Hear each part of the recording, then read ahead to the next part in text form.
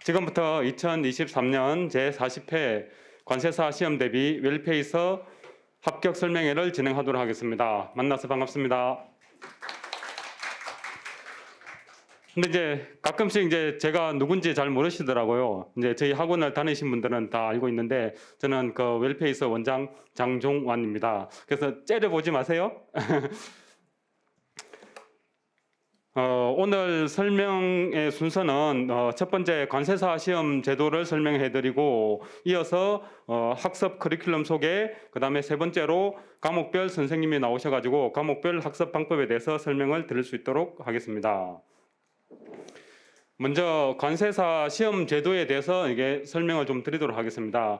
시험을 다 보셨고 이제 공부를 좀 하셨기 때문에 간단하게 언급을 하고 넘어가도록 하겠습니다. 시험 과목을 모르시는 분은 안 계실 것 같아요. 2차 시험은 총 4과목인데 관세법 밑에 보면은 환급특례법이 있고 그 다음에 무역실무에 보면은 대외무역법하고 외국환거래법이 있어요. 그래서 총 5개 과목 정도의 분량으로 공부를 하셔야 돼요. 4과목이라고 생각하시면은 좀 벅찰 거예요. 그래서 5과목 정도 된다고 보시면 되고 문항수 보시면은 올해 이게 바뀌었어요. 작년까지는 이게 6문제 나왔잖아요. 6문제 나오는데 올해 이제부터 4문제로 바뀌었고 이제 배점도 30점 2문제, 20점 2문제 이렇게 변경이 됐습니다. 시험 시간은 80분으로 동일하고요. 그 다음에 이걸 또 잘 모르시는 분들도 계시더라고요. 합격 결정하는 기준은 과목별로 40점 이상을 받아야 되고 그 다음에 평균 60점 이상이면 모두가 합격을 해요. 그래서 저희는 관세사 시험은 절대평가로 운영이 되는데 특이한 점이 하나 있어요. 최소 합격 인원을 주거든요. 그래서 최소 합격 인원이 최근에는 90명입니다. 그래서 여기에 해당되지 않을 경우에 여기에 해당되는 사람이 90명이 안 될 경우에 60점이 안 되더라도 순차적으로 합격을 시키거든요. 그래서 작년에 커트라인이 몇 점이었다? 54.5점이었어요.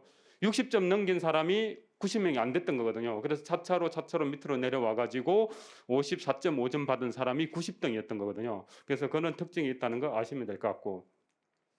그 다음에 2차 시험 통계인데 가장 많이 봤을 때는 이 17년도에 거의 1,800명 가까이 2차 시험이 대상자였어요. 왜 1,800명 정도 됐냐 하면은 쭉 내려와 보면은 1차 시험 합격률이 34.4%였어요. 자, 작년에 몇 프로인지 볼까요? 27.8%. 그 전에는 23.6%. 10%포인트 이상 떨어진 거잖아요. 맞죠? 예. 그래서 지금은 이렇게 작년에 926명, 올해는 몇 명이 될지 나와봐야 알겠죠. 그래서 이렇게 됐어요. 그래서 이제 보통 2차 시험의 응시율은 80%예요. 80%가 넘거든요. 1차 시험은 여러분들 접수해놓고 안 보러 가셨을 텐데 보러 가신 분도 있고 1차 시험 보통 70%인데 2차 시험은 그래도 80% 정도를 유지를 하고 있어요. 그래서 경쟁률 한번 볼까요? 경쟁률은 사실 큰 의미가 없어요. 왜냐하면은 90명 뽑을 때의 그 경쟁률이기 때문에. 근데 이제 2020년에 149명을 뽑아가지고 경쟁률이 확 낮아졌잖아요. 그럼 이제 최근에는 10대 1 정도로 보통 이제 유지가 되지 않겠냐라고 예상을 하고 있어요. 그래서 2차 합격률은 10% 정도, 시험 보는 사람의 10% 정도 이게 합격을 한다고 보시면 돼요. 그런데 이제 제가 밑에 단서 조항을 하나 넣어놨잖아요. 이게 뭐냐면은 모의고사, 지금 이렇게 오늘도 모의고사 저희 봤거든요. 이게 5시 10분까지 모의고사를 봤는데 모의고사 마지막 점에 실질적으로 경쟁하는 사람이 얼마 정도 되냐면 2대 1이에요. 2명 중에 1명이 합격한다는 말이에요. 공부를 제대로 하고 있으면 못 믿겠죠. 못 믿을까봐 제가 이게 또 하나 넣어놨어요. 자, 보세요. 작년에 이게 2차 시험 결과예요. 결과인데 4교시, 1교시에 760명 봤는데 점점 이제 끝나고 이제 1교시 끝나고 집에 간 사람, 점심 먹고 집에 간 사람, 3교시 끝나고 집에 간 사람 또 있잖아요. 맞죠? 그래서 4교시에 무역실무를 본 사람이 678명. 그 중에서 무역실무 과락률이 몇 명이에요? 500명. 과락 안 난 사람 몇 명이에요? 178명 중에서 90명. 자, 2대 1이에요. 물론 작년에 이 통계를 보면은 작년에 과락률 보세요. 3과목. 가락률이 70%다 보니까 작년에는 좀 더 약간 그 통계가 좀 이상해지긴 했어요. 그럼에도 불구하고 2대 1 정도밖에 안 되는 거거든요. 그래서 여러분들이 열심히 노력을 하시면은 해볼 만한데 2대 1이 엄청난 거예요. 공부를 잘하는 사람에서 2대 1이기 때문에 엄청난 그 경쟁률이라고 보시면 돼요. 그다음에 이제 높아졌다가 그래프를 보면은 이제 이 낮아졌다가 이제 유지가 되고 있는 상황인 거잖아요. 유지가 되고 있고 그다음에 합격률은 높아졌다가 다시 이게 약간 높아진 거죠. 예전에 비해서 그래프로 이렇게 나타나고요. 그다음에 이제 과락률은 제가 아까 보여드렸는데 과락률이 높은 게 무슨 과목이에요? 무역 실무 74%. 과락을 넘긴 사람이 25%밖에 안 된다는 거잖아요. 71%. 이때 좀 낮아졌네. 여기가 이제 2020년이었는데 코로나였잖아요. 코로나 때 이제 시험도 연기가 됐어요. 시험도 연기가 되고 이렇게 해가지고 시험을 9월 달에 보고 이렇게 했던 적이 있는데 그때 이제 무역 실무 점수를 이제 채점하시는 분이 너무 이제 잘 두신 거예요. 그래서 이제 좀 낮아졌다가 다시 또 이게 높아진 거잖아요. 그래서 무역 실무가 이 수험생들한테 가장 어렵게 느껴지는 과목이라고 생각을 하시면 돼요. 그 결과로도 나오는 거. 그 다음에 높은 과목이 뭘까요? 좀 보면은 HS가 좀 높죠. HS가 상대적으로 또 높은 그래프를 나타내고 있어요. 그래서 이 HS는 높은 이유가 올해 1차 합격하신 분 이제 2차 시험 갈 거잖아요. 하나도 못 쓰고 나와요. 그래서 그래요. 그래서 이게 2차 공부를 거의 안 하신 분들은 못 쓰는 과목이기 때문에 가락률이 높은 거고 오히려 이게 합격하시는 분들은 HS를 잘하는 편이에요. 그래서 여러분들이 앞으로 이제 2차 공부를 하셔야 될 거잖아요. 2차 공부하실 때 합격을 하기 위해서는 잘해야 되는 과목이 있어요. 그 과목이 관세법하고 HS예요. 여러분들 이렇게 4년 공부하실 거면은 이렇게 좀 천천히 해도 되는데 이 유예로 합격하려고 오신 거죠. 이 유예로 합격하시려면 이 두 과목 잘해야 돼요. 공부하는 방법은 이따가 이제 선생님들이 설명을 해주실 거고요. 그 다음에 이제 관세 평가는 보면은 이제 상대적으로 좀 과락률이 좀 낮은 편이긴 해요. 상대적으로 맞죠. 근데 작년에 좀 높아지긴 했는데, 근데 이제 그 무역 실무하고 관세 평가는 과락으로 엄청 잘 나는 과목이에요. 공부를 3년 4년 했더라도 과락 나는 경우가 되게 많아요. 심지어 작년에 54.5가 커트라인이었잖아요. 이분은 자꾸 말씀드리면 안 되는데 미안한데 그분은 작년에 평균이 65점이었어요. 65점인데 떨어졌어요. 평균이 65점이었어요. 관세평가 과락. 저희 모의고사에 있어요. 그 다음에 작년에 또 59.5인가 그랬어요. 그분 평균이 59.5인데 관세평가 과락. 또 이렇게 60점 가까이 됐는데 39.5점 받은 사람도 있어요. 그래서 무역 실무하고 관세평가는 과락이 잘 나는 과목이니까 조심하셔야 돼요. 자, 그 다음에 보면은 2차 시험 과목별 통계 보시면은 이게 과락률하고 이렇게 비교가 되어 있거든요. 이거는 아까 보여드렸으니까 그냥 넘어가도록 하겠습니다. 그 다음에 연령별 현황을 보면은 다 어디예요? 20대, 30대잖아요. 2000년에 좀 많이 뽑았을 때 40대, 50대, 60대가 있었어요. 근데 작년에는 최고령이 36인가 이랬어요. 30대. 그다음에 그 전에도 보면은 잘 없죠. 맞죠? 40대가 이제 있었던 적이 2019년에 있었다고. 그러면 자 20대가 60%에서 70%. 그다음에 30대가 30% 정도 되는 거잖아요. 맞죠? 이 정도의 비율이에요. 그다음에 그 성별은 뭐 큰 의미가 있겠습니까? 남자가 조금 더 이렇게 몇 명 더 많은 것 같네요. 맞죠? 그다음에 이거 잘 보셔야 돼요. 이게 여러분한테 정말 중요한 지수예요. 지표예요. 자, 일반 응시자는 동차돼 있죠. 올해 1차 시험 보고 붙으신 분들이 일반 응시자예요. 1차 보신 분들. 1차부터 한 해에 1차, 2차 다 합격하시는 분들을 일반 응시자라고 그래요. 그 다음에 전년도 작년에 1차 합격하신 분들 있을 거잖아요. 그분들이 이제 유예생 전년도 1차 합격자도 있어요. 비율을 한번 보세요. 이때 빼고는 30%인 거죠. 대부분. 그다음에 여기는 이때 빼고는 다 65%, 70% 정도 되잖아요. 맞죠? 그러면 이걸 가지고 자, 유예생이면은 여기 오신 분들이 올해 1차를 붙으면은 여기 들어가겠죠. 동차. 여기에 들어가실 거라고. 근데 이 여기에 들어갈 확률은 별로 없을까요? 있을까요? 별로 없어요. 그러면 이제 내년에 여기 갈 거잖아요. 그러면은 이 유해생 여기 보면은 다 이 유해생이 60명 정도 합격할까요? 70명 합격할까요? 아니에요. 여기 유해생은 3년 동안 공부해가지고 3유예, 4유예, 5유예, 6유예 다 포함된 거예요. 그 사람 다 포함된 거. 그래서 일반 응시자하고 이거 잘 봐두세요. 뒤에 가서 또 설명을 해야 되니까요. 자, 이 정도 유지를 하고 있어요. 그러면은 내가 언제 합격할 거냐, 이게 제일 중요한 거잖아요. 여러분한테는 지금 공부해가지고 내가 언제 합격할 거냐. 자, 여러분들은 어디 있냐면은 여기는 2021년 이전에 시작한 사람들이니까 위에 거 보지 말고 밑에 거 보세요. 밑에 거. 자, 여러분들이 1차 합격하신 분들은 공부를 언제 시작했다? 오늘 시작해가지고 1차 합격하신 거 아니잖아요. 맞죠? 작년에 공부를 하신 거예요. 2021년에 1월 달부터 올해 뭐 2월 달, 3월 달까지 시험 준비를 해가지고 올해 1차 시험을 봤단 말이죠. 그러면 올해 1차 시험 봤을 때 합격률을 30% 가정했을 때 30%뭐 안 될 수도 있어요. 이거는 그냥 가정치예요. 그리고 이제 2,000명 시험 봤다고 했는데 실제 시험 본 사람들은 1,800명이 안 돼요. 그런데 이제 계산을 편의성을 위해서 제가 약간 그냥 숫자를 단순화시켰어요.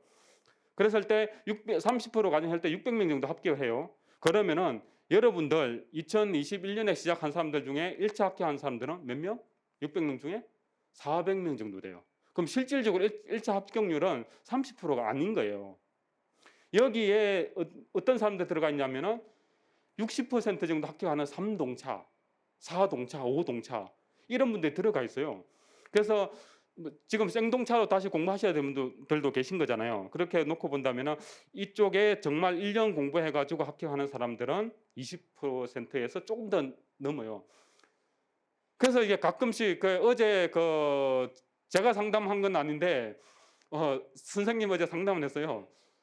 이렇게 뭐 커뮤니티 이런데 3개월 공부하면 1차 붙는다고 그래가지고 그거 믿고 공부를 했는데 떨어진 거예요. 그렇게 준비하시면 안 돼요. 이렇게 1차 공부는 한 6개월 정도는 하셔야 돼요. 떨어진 사람들을 위해서 제가 말씀드린 겁니다. 붙은 사람들은 내년에 이제 그 2차 공부할 것이니까 올해. 자, 그러면은 자, 이런 비율로 갔을 때 자, 그럼 올해 400명 정도 합격했다 칩시다. 이게 그 작년에 공부하신 분들이 그러면은 2022년 6월 올해 2차 시험에 몇 명 합격한다? 0에서 1명. 이렇게 빵프로 사실은. 그런데 작년에 2명이 합격했어. 그 2명이 몇 년 만에 나온 건지 아세요? 5년 만에. 2016년에 1명 합격했어요. 그 합격하신 분의 동기분이 지금 강의하고 계세요. 수석 합격하신 분, 황석택 선생님 동기분이에요. 2016년 합격하신 분이. 그분 일에 5년 만에 2명 나온 거예요. 그러면은 그 중에서 내가 합격할 확률은 더 낮은 거잖아, 맞죠? 자, 그럼 이제 지나갑시다. 이게 이제 올해 이제 합격이 안 된다고 그랬을 때 언제 내가 합격해야 돼요? 자, 그럼 내년에 이제 유예로 공부하실 거잖아요, 맞죠? 자, 베스트 해놨죠. 이때 합격하시면은 가장 짧은 건 아니고 가장 효율적으로 공부해가지고 합격하신 시점이 되는 거예요. 그러면은 이때 몇 명 합격한다? 아까 앞에서 제가 20명이라고 그랬죠. 15명에서 20명 왔다 갔다 해요. 이게 늘 바뀔 거잖아요. 이게 늘 20명을 정해놓고 뽑는 게 아니기 때문에. 그럼 이 정도라고요. 자, 400명 중에 20명이면 몇 %예요? 5%. 자, 그러면은 응시 1,700명 기준으로 하면 몇 %? 1%. 1,700명 2021년에 공부하신 분들이 1,700명 되는데 2년 뒤에 합격하는 사람 몇 명이다? 1%라는 거예요. 제가 겁주려고 그런 게 아니라 이 공부는 이렇게 이 진짜 열심히 효율적인 방법을 하면은 여기에서 합격하기가 또 쉬워요. 근데 이제 그런 방법들을 저희가 안내를 해드리고자 설명을 개최한 거거든요. 자, 그러면 이제 이때 이제 6월 달에 합격해가지고 빠져나간단 말이죠. 이제 나랑 같이 공부했던 사람들이. 그럼 이제 떨어진 사람들이 이제 이 400명 중에서 이렇게 380명은 있을 거잖아요. 그러면 80명 정도는 포기해요. 이제 포기하면은 200명 정도 남아요. 300명 정도 남아요. 그러면은 그 사람들이 1차 합격하면은 여기 되잖아요. 여기 한 60% 정도 합격한다고 했을 때 그럼 여기 이제 200명 정도 남는 거예요. 나랑 같이 공부 시작했던 사람들이 200명 정도 남아요. 여기 남으면은 이 사람들이 3동차로 합격하는 사람들이 여기 30명이잖아요. 근데 나와 같이 공부하는 사람들은 25명 정도 돼요. 왜냐면은 나머지 동차는 5동 이상, 내가 이때 3동차잖아요. 그럼 5동 이상이 또 이 정도 있단 말이죠. 그럼 나와 같이 공부한 사람들은 이제 이때 25명. 자, 쭉 가가지고 이때 합격 못하면 또 사유례로 가야 되잖아요. 자, 보세요. 이게 평균 3동이잖아요. 36개월 정도 된다고. 이게 최근에 합격한 사람들 그 평균을 내보면요. 여기가 평균이라고요. 사유예로 공부하는 사람들 많잖아요. 맞죠? 제일 많잖아요. 지금 이렇게 합격하는 인원으로 보면은 매년 제일 많다고요. 그래서 이 시험은 끝까지 가봤을 때 이 응시 기준으로 5% 정도만 합격하는 시험이에요. 그래서 그냥 이게 그냥 관세사 있으니까 관세사 시험을 공부해야 되겠다 마음 먹고 오면은 안 된다는 거예요. 그렇게 공부해서는 안 돼요. 정말 죽어라고 그런 마음을 가지고 공부를 해야 된다는 거예요. 그래서 대충 그냥 그 남들 하니까 나도 해야지 하시면은 저는 공부하지 말라고 그래요. 그렇게 하실 거면은 죽을 각오로 해야 될까 말까 하다 말이죠. 그래서 여러분들은 이 커리큘럼대로 이렇게 여기 우리의 지금 오늘의 목표는 여기입니다. 여기 우리는 목표를 여기 세워놓고 하는 거 아니에요. 그래서 이제 여기를 목표로 세워야 그 다음에 저희가 만든 커리큘럼이 의미가 있어요.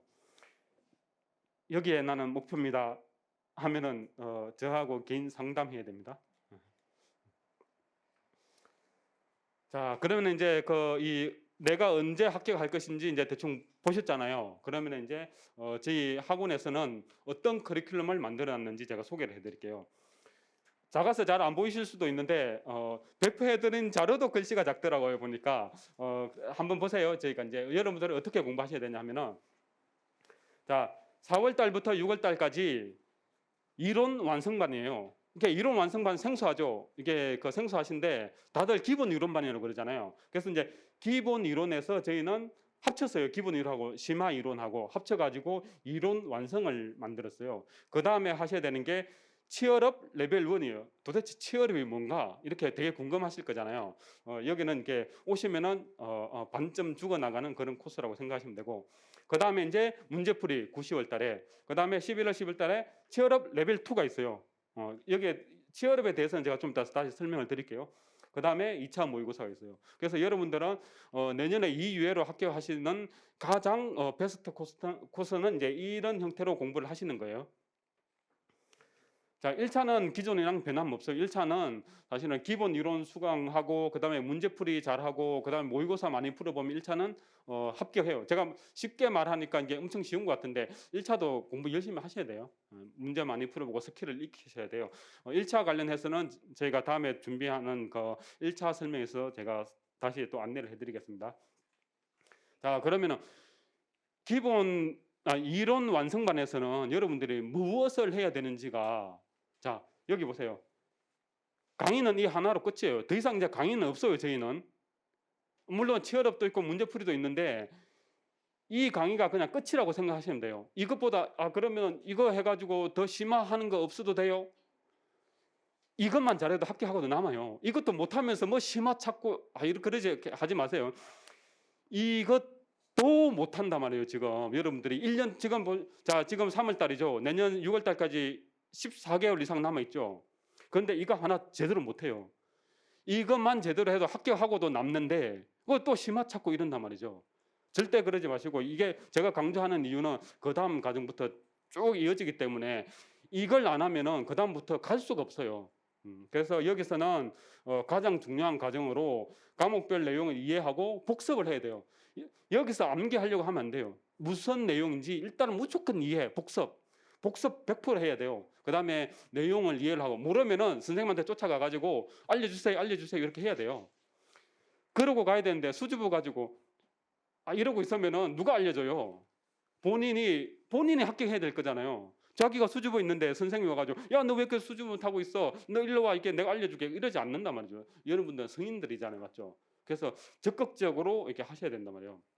그래서 저희는 과거에는 이제 8주 과정이었는데 12주 과정으로 만들었단 말이죠. 12주 과정을 하고 과목별로 약 72시간 정도 진행이 될 거예요. 자, 그러면은 이렇게 대충 강의 하나 하지 않느냐라고 여러분들이 질문을 할 것 같아가지고 심화반에서 꼭 필요한 것은 이론 완성해서 다 한다는 거예요. 그 다음에 여러분들은 2개월을 앞서 나갈 수 있어요. 경쟁자들보다. 자, 그 다음에 맨 밑에 줄 한번 보세요. 이렇게 최근에 기출 문제는 문제 난이도가 어렵지가 않아요. 무엇을 써야 되는지 정확하게 문제에서 제시를 하고 있단 말이죠. 그런데 그걸 몰라서 못 쓰는 거예요. 암기가 안 돼서 못 쓰는 거예요. 엄청나게 어려운 문제를 가져와 가지고 당신의 생각을 논하시오, 이걸 설명하시오, 이런 거 아니에요. 책에 있는 거 그대로 그냥 쓰면 된단 말이죠. 그런데 그걸 암기가 안 되는 거예요. 암기가 안 돼서 못 쓰는 거거든요. 그래서 이 정도면 충분하다는 거. 자, 그다음에 이제 스파르타 치얼업, 이게 처음에는 치얼업으로 지었는데 좀 더 열심히 해보자, 좀 더 빡세게 해보자. 그래서 스파르타를 붙였거든요. 근데 작년 이 스파르타는 언제 맨 처음 했냐면은 작년 2020년 1, 2월 달에 했어요. 2020년 1, 2월 달에 하고 그다음에 2021년 1, 2월 달에 하고 그다음에 2021년 11월 12월 달에 또 했거든요. 그래서 이제 이게 뭐냐 하면은 여러분들이 이론을 공부했잖아요. 그걸 그러면 정리를 하고 이 암기를 하기 위해서 이 밑바탕을 만들어야 돼요. 밑바탕을 만들어야 되는데 그 과정 없이 자, 옛날에 작년까지 했던 저희 커리큘럼이에요. 기본 이론, 그다음에 그 4, 5월 달, 6월 달, 그다음에 7, 8월 달에 고득점, 그다음에 9, 10월 달에 문제풀이, 그다음 11월 달에 취업업, 그다음에 모의고사 했단 말이죠. 계속 강의만 들어요. 강의만 들어. 내가 언제 정리해 내 걸로.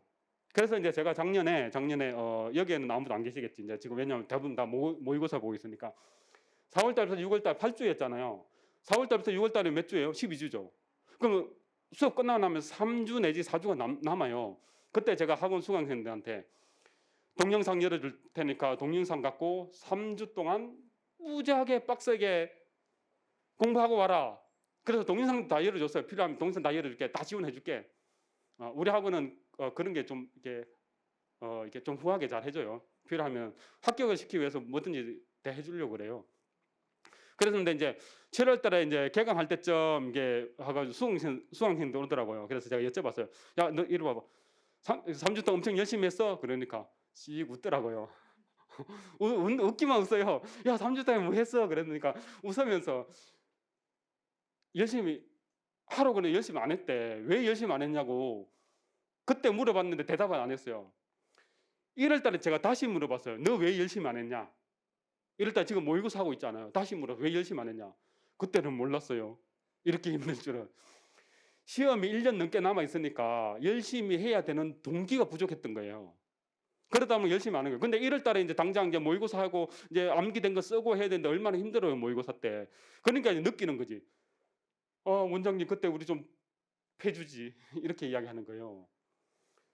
그래서 이제 이 치얼업이 왜 필요하냐면은 제가 여기서 그래서 왜 치얼업을 만들었냐 하면은 이때 이제 그전에는 없었어요. 왜 만들었냐 하면은 이때 그 경험을 저는 당연히 수험생들이니까 이게 고시 공부잖아요. 고시 공부는 그러니까 본인들이 열심히 할 거라고 저는 예상을 했던 거죠. 그래서 본인이 알아서 잘 할 거라고 생각했지. 그래서 저는 당연히 열심히 해야 될 거라고 생각했거든요. 근데 안 한 거지. 그때 느꼈어요. 이제 수험생들은 그냥 매를 들고 다녀야 되겠구나. 매를 안 들면 안 되는구나. 성인이라도 어쩔 수 없다라고 생각된 거예요. 그래서 그럼 자 우리 이거 한번 해보자 이렇게 된 거예요.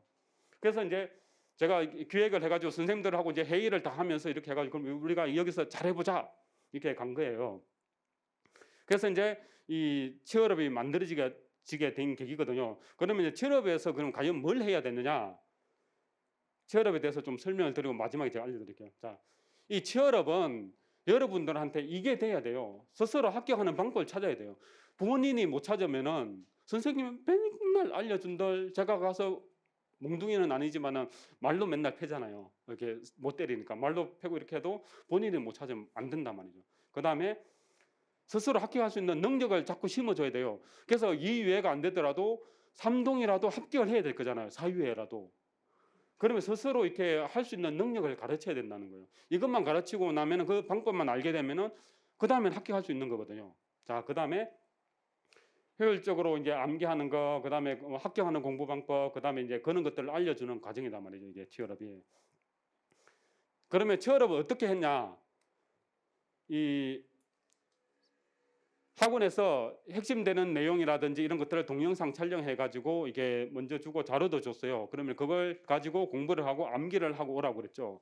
그다음에 이제 그걸 가지고 자기 주도 학습을 하는 거고, 그다음에 그걸 가지고 주간 테스트를 하고, 그다음에 멘토링하고 이렇게 진행을 했어요.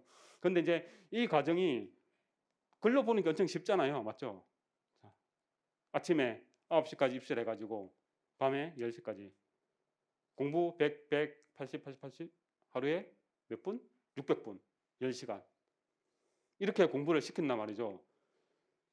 그런데 이렇게 공부하고 나서 시험을 계속 보기 때문에 공부를 안 할 수가 없어요. 왜냐하면 시험에서 이게 계속 이게 뭐 충격을 주는데, 그래서 이렇게 공부를 시키는 과정이라고요. 그래서 이제 이 우리가 취업업 설명회만 1시간 해야 되거든요. 그래서 제가 취업업은 다음에 이 6월 달에 다시 취업업 설명을 한 번 더 할 겁니다. 그때 좀 더 상세하게 설명드리고. 취업업 만족도 한번 보세요. 매우 만족 61.1%, 만족 38.9%. 그러더라고요. 보기가 2개밖에 없었어요. 매우 만족, 만족밖에 없었어요. 자, 여기 보면 보통 있죠. 네, 보통도 있고, 다음에 가면 이게 보통도 있고, 그다음에 이게 안 좋음도 있어요. 나쁨도 있어요. 이게 뭐였냐 하면은 그만큼 수강생들이 원했던 프로그램을 만들어 가지고 해줬다는 거예요. 만족을 안 한 사람이 없다는 거거든요. 자, 그다음에 실력 향상에 도움이 됐느냐라고 질문했을 때 매우 좋음 66.7%, 좋음 25%. 그래서 91.7%가 실력 향상에 도움이 됐다는 거예요. 자, 그다음에 취업 과정 후에 자기 주도 학습 가능이 됐냐? 80% 이상이 됐다. 그다음에 멘토링 만족도, 이거는 멘토들이 수험 끝난 지가 얼마 안 돼서 그런지 매우 좋은 80%예요. 멘토링에 대한 만족도. 그다음에 좋음 25%. 그다음에 취업 했을 때 후기를 제가 좀 남겨달라고 그랬거든요. 그러면 이게 몇 가지만 한번 봅시다. 직접적 경쟁자들과 공부하는 것 때문에 더욱 의지를 불태웠다. 나 혼자 하는 것보다 훨씬 더 했다. 바로 질문할 수 있다. 힘을 얻을 수 있다. 그 다음에 공부 시간이 늘었습니다. 아까 10시간이었잖아요. 맞죠? 그래서 8시간, 9시간에서 10시간, 11시간, 2시간 정도 늘었다. 그 다음에 총 공부 시간은 혼자 공부할 때보다 월등히 높았다. 맞죠? 그 다음에 모의고사 전에 답안지 써본 기회가 너무 중요한 것 같다. 그 다음에 매주 공부를 해야 한다는 의무감이 생겼다. 이런 것들. 그 다음에 계속 암기를 하고 시험을 보니까 텐션 유지. 그 다음에 양질의 자료 제공. 그 다음에 멘토님께서도 정말 좋은 말씀을 많이 해줬다. 그 다음에 이렇게 학원형도 있었지만은 줌으로 하는 과정도 있었어요. 거기에서는 캠을 켜놓고 하니까 확실히 좀 더 집중하게 됐다. 먼 거리에 있는 사람들은 줌으로 참여하셔도 되거든요. 그 다음에 약간의 강제성이 부여되면 훨씬 더 효율적일 것 같아. 너무 힘들까봐 조금 풀었더니만 이제 이렇게 바로 이렇게 이분들은 참 나빠요. 이제 이분들은 이제 안 할 거잖아요. 올해 합격하시고 이제 뒤에 오시는 분들 엄청 이제 제가 이걸 보고 이제 가만히 있겠어요. 이제 엄청 빡세다고 생각하시면 돼요. 자, 규칙적으로 공부하는 습관을 기를 수 있어서 좋았다. 그 다음에 뭐 포기하지 않게 해준다. 그 다음에 이번 2달이 그 어느 때보다 값진 시간이었다. 그 다음에 조금 더 조금 더 또 있네. 더 엄격하게 해야 되겠네. 자, 그 다음에 공부 방향을 잡지 못하여 1, 2년을 낭비하는 경우가 있으나 취업의 경우 공부 방향을 설정하고 방법을 터득하는데 상당히 도움이 된다. 저 마지막 게 제일 좋더라고요. 이거 제가 안 썼어요. 설문조사에 그대로 있네요. 제가 쓰지 않았어요. 자, 이거는 제가 크게 읽어드릴게요. 학원에 관세사 수험생들이 필요한 모든 것이 있다는 거예요. 교재며 강사며 운영진이며 동료 수험생들, 멘토, 특강 다 있어. 그래서 혼자 할 때에 비해서 더욱 효과적으로 공부할 수 있다.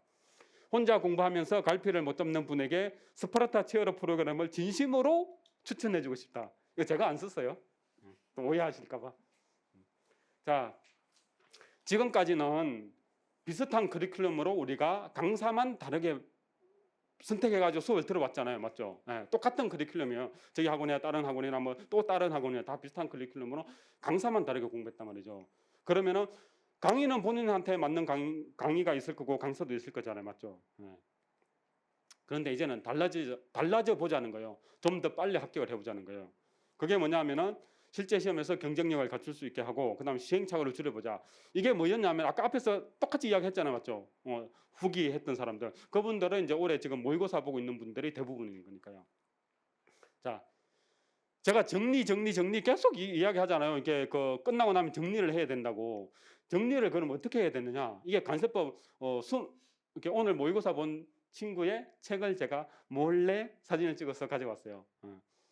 그래서 여기 보시면은 외우라고 그러면은 이 문장 자체를 다 외워야 되잖아요. 실제 시험에 쓰려면은. 근데 처음부터 이거 외우면 다 외울 수 있어요. 합격생도 이거 다 못 외워요. 자, 그러면은 외울 때 여기서 핵심이 되는 거. 핵심이 되는 게 지금 선생님이 이게 관세법인데 전소연 선생님이 이렇게 다 예쁘게 수업 시간에 다 해줘요. 그러면은 이 키워드부터 외워가야 된단 말이에요. 이 키워드를 정리하는 과정들이 있어야 된다고요. 그래야만 그 다음 과정을 갔을 때 살아남을 수 있다는 거예요. 시간을 줄일 수가 있다는 거예요. 자, 그럼 여기 보면은 법이 엄청 어렵다. 제가 관세법 선생님도 아닌데 이거 설명을 들어서 좀 이렇게 전선 선생님한테 미안하게 했는데 잘 보세요. 여기 보면은 똑같아요. 보세요. 이렇게 물리적 특성의 차이로 가격을 조정하는데, 그 다음에 판매 수량의 차이로 가격을 조정하는 거, 그 다음에 판매 조건의 차이로 가격을 조정. 똑같죠, 맞죠? 키워드만 다르다고요. 그 다음 앞에는 또 보세요. 앞에는 보면은 영제 58조 5항의 후단의 규정에 의하여. 그다음 여기 보면 후단의 규정에 의하여. 공통된 문장 계속 나온다고 법에. 근데 이것부터 정리를 해놔야 된다는 거예요. 이게 정리가 안 된 상태에서 문장을 외우려고 하는 그게 외워지냐고요. 그래서 그걸 정리하는 과정이 어디다? 취업이라는 거예요. 그 다음에 여기에 이게 보면은 뭐라고 돼 있죠? 여기서 문제가 나오면 어떻게 설수할 것인지 고민을 해야 된다는 거예요. 고민하는 과정이 취업 과정이에요. 그 고민을 하고 나서 여기서 문제가 나오면 이렇게 쓸 것이다라는 것을 고민을 하고 책에다 녹여놔야 된다는 거예요. 그 과정이 취업 과정에서 해야 되는 거예요. 여기도 보면 다 쪽지 다 붙어 있죠. 쪽지 붙어 있어요. 그 다음에 여기 이제 표시 다 돼 있잖아. 그 다음에 여기는 관세법. 그 다음에 관세법 여기 보세요. 이게 똑같은 걸로 나와버리네. 이게 정리돼 있잖아요. 자, 여기는 문장이 아니죠. 목차다, 목차요. 목차로 돼 있단 말이죠. 여기부터 암기를 해야 돼요. 근데 문장부터 암기를 하려고 하니까 못 외우는 거거든요. 자, 이렇게 정리를 하는 과정이 취업 과정에서 해야 될 일이에요. 합격하고 나면 이거 제가 뺏어와서 이렇게 여러분들 나눠주려고요. 합격할 것 같으니까 이 친구는. 그래서 제가 이렇게 이런 형태로 정리를 잘 해야 된다. 근데 이 친구는 작년 11월, 12월 때 취업하면서 지금 정리를 하고 있단 말이죠. 그럼 늦다는 거예요. 그 친구가 늦다고 그랬어요. 다른 친구들 다 그렇고. 그래서 이 부분들. 그 다음에 HS, 관세율표. 관세율표 보면은 자, 이렇게 어떻게 외울 것인지 다 정리되어 있단 말이죠. 여기에서 시험 문제가 나왔을 때 내가 어떻게 외울 것인지 정리를 다 해놨단 말이죠. 그런 관점에서 고민을 하고 정리가 되어서야 그거 위주로 외워간단 말이죠. 근데 이거 외우라고 그러면은 예를 들어 소주 이거 해가지고 이걸 다 문장을 통으로 외운다? 아니라는 거예요. 그거는 나중에 1월 달에 해도 된다는 거예요. 그래서 이렇게 처음부터 이렇게 정리를 해가는 습관을 들여야 정리가 잘 되면은 무조건 합격할 수 있다는 거예요. 자, 이거는 관세평가거든요. 관세평가도 이게 보면 다 돼 있잖아요. 정리가 이렇게. 여기서 시험 문제 나왔을 때 내가 어떻게 서술할 것인지 이렇게 다 정리를 해야 된다는 거예요. 자, 그럼 이제 이 치어럽은 그래서 이제 이 치어럽이 레벨 1, 2가 있는 거잖아요. 맞죠?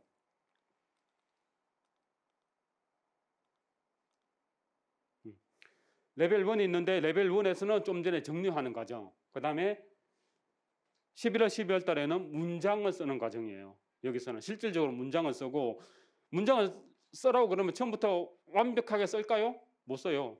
그런 것들을 여기서 연습을 해보고 모의고사에서 계속 노력을 하면은 6월 달에 이제 좋은 결과가 있을 거라고 저는 생각합니다.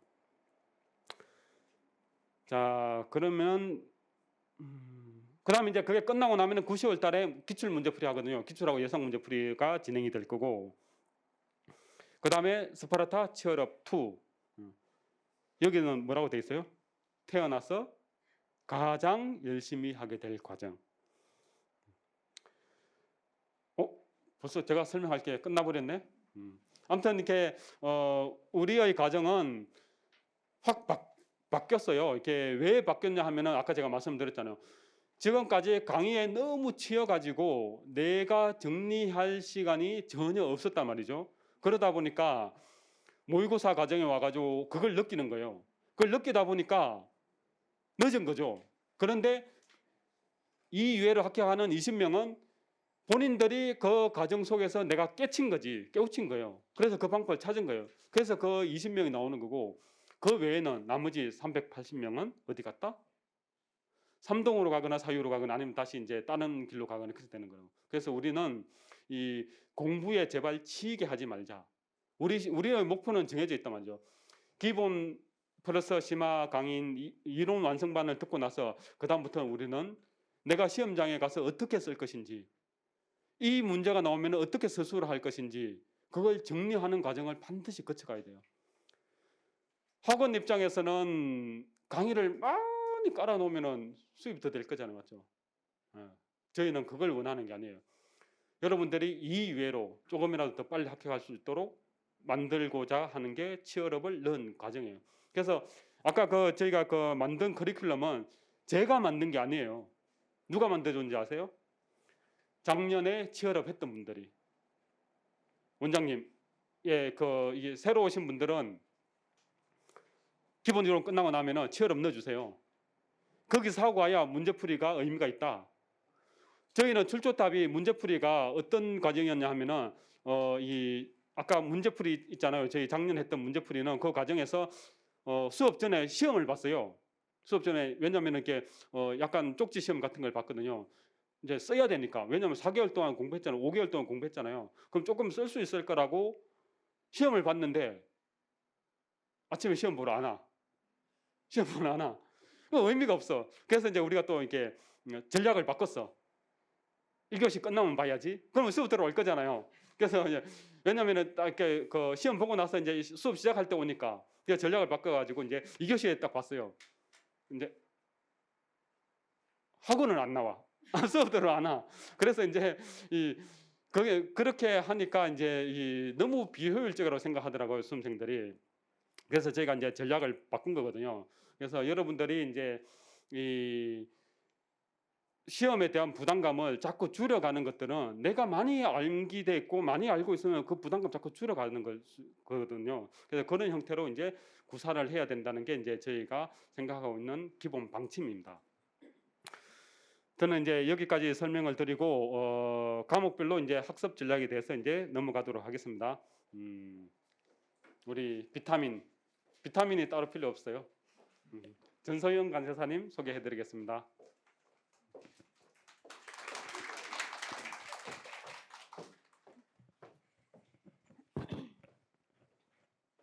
마스크가 가려져 있으니까 나 맞아요? 네, 안녕하세요. LPS에서 관세법을 가르치고 있는 전소연이라고 합니다. 이게 얼굴만 나와 있구나.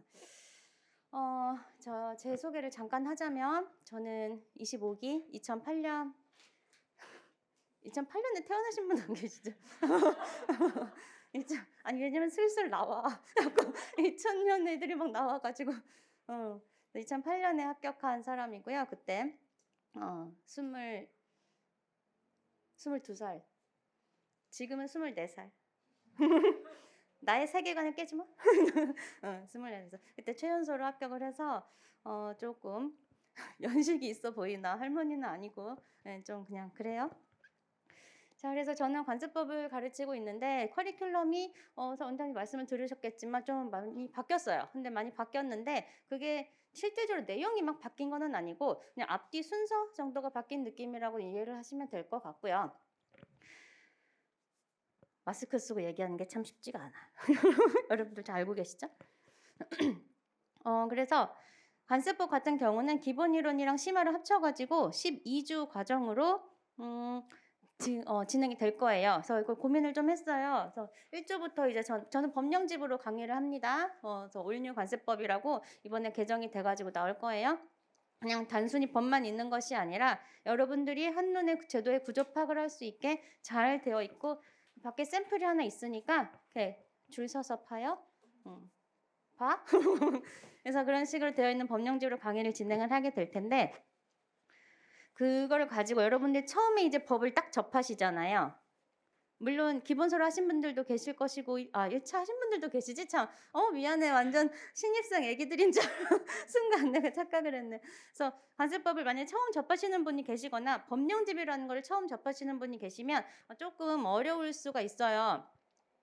그게 이게 생긴 게 완전 다르고 근데 차라리 처음부터 관세법을 법령집을 하면 그냥 아유 그냥 이런가 보다 할 수 있어. 근데 기본서를 하고 오신 분들 제일 나한테 상담 제일 많이 하는 게 그거예요. 선생님 법령집을 봐야 되는 걸 알아서 법령집을 보기 시작했는데 어떻게 봐야 돼요? 눈으로 보지 어떻게 봐. 그런 식으로 묻는 사람이 가장 많아서 법령집에 대한 기본적으로 법령집 법을 보는 방법을 처음부터 배우게 될 겁니다. 그래서 그 작업을 시작을 해야 되는데 그게 기본이랑 심화가 합쳐졌잖아요. 그래서 처음부터 이제 그 고민을 좀 했어요. 기본 따로 심화를 할 건지 아니면 한 조를 배울 때 이론 설명을 기본을 하고 심화를 같이 들어갈 건지를 했는데 우리 그 수업을 들어본 많은 학생들한테 물어본 결과 선생님 심화를 같이 하면 안 들을 거라고 수업 너무 어려워서 그럴 순 없잖아. 그러면 안 되니까. 그래서 2달 동안 기본 이론을 하고 나머지 4주 동안 심화를 다시 진행을 할 거예요. 그래서 기본 심화를 들으면 2회독을 하는 느낌인 거죠. 그래서 그렇게 진행을 할 겁니다. 그래야 여러분들도 심화 때 좀 알아들을 거예요. 그래서 기본 이론은 또 그런 식으로 진행을 하게 될 것이고 그래서 저의 개인적인 저의 바람은 여러분들이 기본 이론 그 심화 과정 그 3달 안에 끝내잖아요. 그리고 치어업을 하시거나 안 하시거나 둘 중 하나일 텐데 3달 후에 장절 관조를 다 외웠으면 좋겠어요. 이제는 좀 소문이 났나 보지? 저를 장절 관조를 외워야 된다는 사실이. 그래서 장절 관조는 그냥 당연히 알고 시작해야 되는 거예요. 이걸 왜 해야 돼요? 막 그런 거 물어보지 마. 그런 거 물어보지 마. 그냥 당연한 거예요. 그걸 모르고서는 뭐 다 말이 안 되는 거고. 그래서 그거를 알게 하기 위해서 작년에는 출제자가 전 그 기출문제 시간에 조금 시험을 봤었는데 이거 진짜 언제 말씀대로 막 안 와. 애들이. 그래서 내가 3교시 때 봤는데 나도 까먹고 막 그러니까 이거 안 되겠더라고. 그래서 기본 이론부터 또 장절관절을 외우라고 하면 여러분들이 막 지치실까 봐 처음부터 막 2, 30조씩 외워야 될 수도 있어요. 진도 양에 따라서. 그러니까 고민을 하고 있어요. 또 수업을 안 오면 안 되니까. 내가 한번 여러분의 수업 간을 좀 보고 그러니까 수강생들의 간을 좀 보고 결정을 할게요. 뭐가 됐건 여러분 개인적으로도 스스로 목표를 기본이랑 심화가 끝나면 장절 관조는 나는 다 외우겠다. 라고 생각을 하시면 돼요. 그러니까 2회독을 하잖아요. 그러니까 시간은 충분하단 말이야. 그날 나간 진도의 조문의 제목을 외우면 돼. 말이 참 쉽죠? 네, 그것만 하는 게 아니죠. 상관없어? 장절 관절을 다 외우시면 됩니다.